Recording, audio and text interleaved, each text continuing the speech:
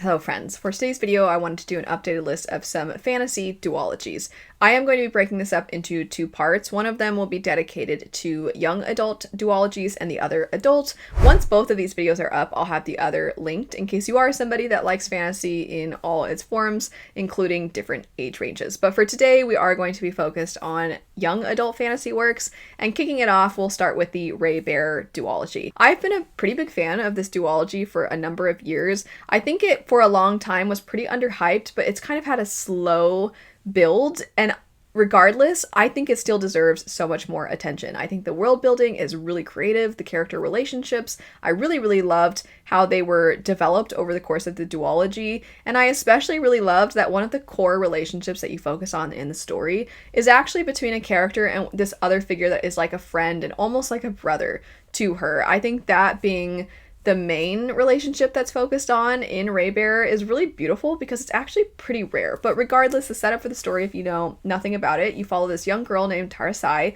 who's for the most part grown up in relative isolation, and her mother really wants her to become a part of these counselors, this group of people that are magically bonded to this prince.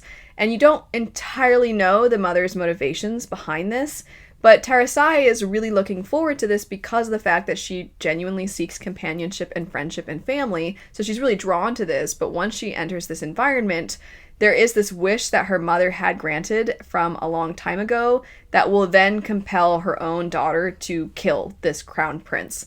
And the daughter doesn't want to do this. She's trying to reject this. And then you explore all the various reasons why the mother has this motivation, and the daughter trying everything she can and doing everything in her power to fight back against it.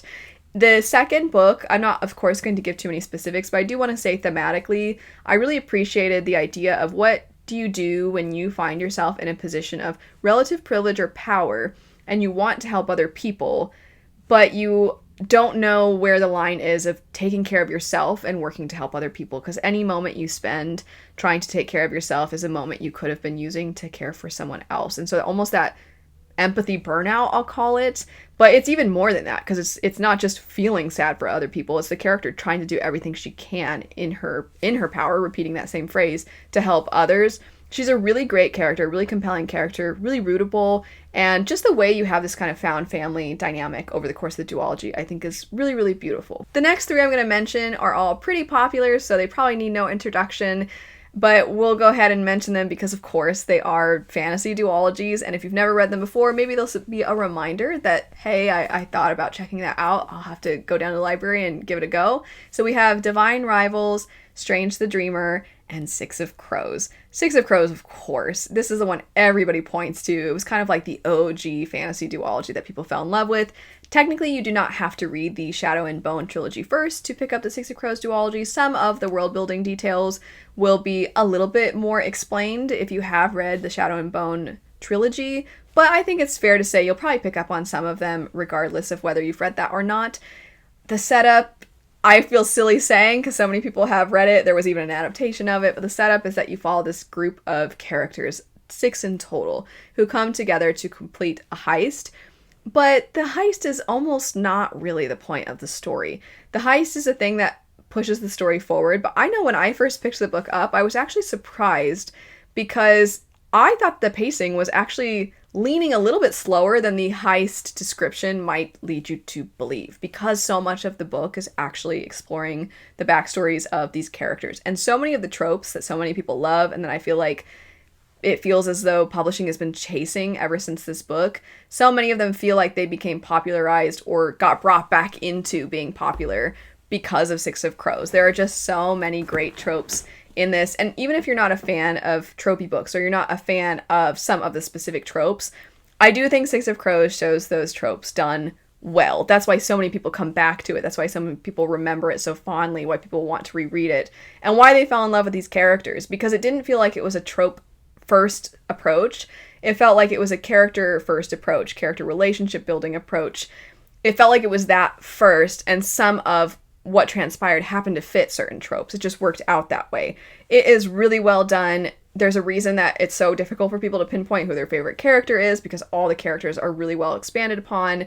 They all feel very unique. You would think a book that has 6 different main characters, it would be a little difficult to have them all get their time to shine, but Leigh Bardugo, I think, paces their development really fantastically. Not just their development, but their backstories. And then also has a really fun, explosive plot as well. And again, I want to say, even though I said explosive, I don't know that I really mean incredibly fast-paced in the sense that it's action-packed every other page. Explosive in the sense that the stakes kind of build the further in you go until they get to be really, really quite important and significant. Strange the Dreamer, one of my favorite duologies of all time. I love this story. It does start out pretty slow. Laini Taylor's writing is very purple and colorful and metaphorical and not so nonsensical that nothing really ever clicks, but she just finds really kind of abstract ways to bring the story to life. But I just loved the way the themes were executed over the course of this duology. I know one criticism of duologies is that sometimes it feels like the idea of a cliffhanger, like you literally just walked off a cliff, the book just ended. I think it's fair to say that this duology has a feeling of that. So if you're going to go into it, you better be ready to pick up the second book. However, I actually think the break makes sense in the arc component, because the second arc is how I'll refer to the second book, Muse of Nightmares. You all of a sudden get introduced to other people, and you're like, who are they? And then there's kind of this whirlwind of like, what am I feel like this is so different. You kind of have this out of book experience, because you're like, this doesn't even feel like the same story. And then how it all ties together is exquisite. It's really, really beautiful, I think, anyway. And one of the main themes in this story is compassion. It's the way that trauma fractures us, the way that trauma can lead us to become something we never wanted to be, but we're doing that in order to protect other people. And also, it's a story about redemption. It's a story about, can certain people be redeemed for their actions? There are a lot of components to this that are actually quite heavy. This is one of those stories that, while, yes, I understand it being categorized as young adult, I think that people can really get a lot out of this regardless of their age. If you know nothing about the story of Strange the Dreamer, it starts out with a young man named Laszlo Strange, and he is obsessed with this place called Weep, who most people believe is fictional, but he just has a feeling it is real. And he's researched everything that there is, basically, to research about this place. And one day he has an opportunity to find out if indeed this place is, in fact, real. Divine Rivals is slightly newer to the scene than the previous 2 duologies I just mentioned. So this one, you've probably heard about it because it is a recent darling among bookish circles. And I will say, I'm no exception. I did really think that this duology was beautiful. It has a Studio Ghibli feel to it in that sometimes it has this very fun, whimsical world building, but set against the backdrop of war, which is why I feel like if you like Studio Ghibli, this really is probably going to resonate with you on some level. You follow these 2 rival writers who are journalists, and you explore class differences between the 2 of them. I think both the ways in which their stories are relayed to you are really great, but the main focus is that they are starting to realize that they can't really do their job as journalists if they are only ever feeding to the public what they're told to feed to the public, instead of actually going to the front lines and seeing for themselves to really allow for people to know the truth. It's a story that shows journalists as the heroes, people that stand for actually wanting to expose the world to the actual atrocities that are occurring. It's really quite beautiful, but it's tragic. And also, I get choked up every time I think about like the journalists as the heroes in the story, because we're so accustomed in fantasy to seeing literally the warrior be the hero. It's almost like they're synonymous with each other. And I think there's a reason that we have that in our head. It's just because it's kind of been reinforced time and time again that the hero is the person that stands up through being physically strong. And to actually see somebody, in the case of both of these characters, that's not really who they are. They're just people who seek to put themselves in danger for the benefit of not only the people at that time, but the soldiers who are fighting, people who are being led to join the military because of what they've been told. They want to ensure that they go into things with the truth, but then also future generations to know what actually happened. And I think all of that is really exceptionally moving, and I think that the book was done beautifully, and I quite liked the writing as well. The last 2 for today, switching gears a little bit, they have a little bit of a wickedness to them. I feel like both of these authors can't really resist putting that within their stories, and so we have the Stolen Heir duology by Holly Black, as well as Our Dark Duet and The Savage Song. The Savage Song is technically first, apologies. But we have that duet by V.E. Schwab. And as noted, I think both of these authors love to slip in a little bit of this sinister feel into their stories. This is especially true in The Savage Song by V.E. Schwab. The setup for the story is you're looking at what is a version of basically our own world where horrible acts have actually literally turned into monsters. And so as a result of the fact that so many people commit so many terrible acts, there are monsters everywhere.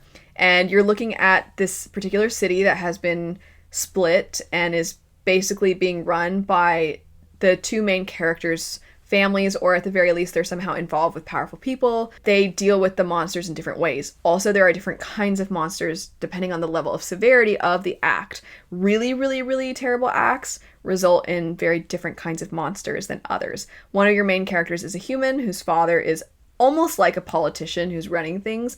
The other character is actually one of the monsters, but he doesn't come across as such. And so there's also explorations of what does it even mean to be a monster. And I really enjoyed this duology. I think it's very different from a lot of other things that we've gotten. Now for the Stolen Heir duology, you can technically read this without reading Holly Black's Cruel Prince trilogy, Folk of the Air.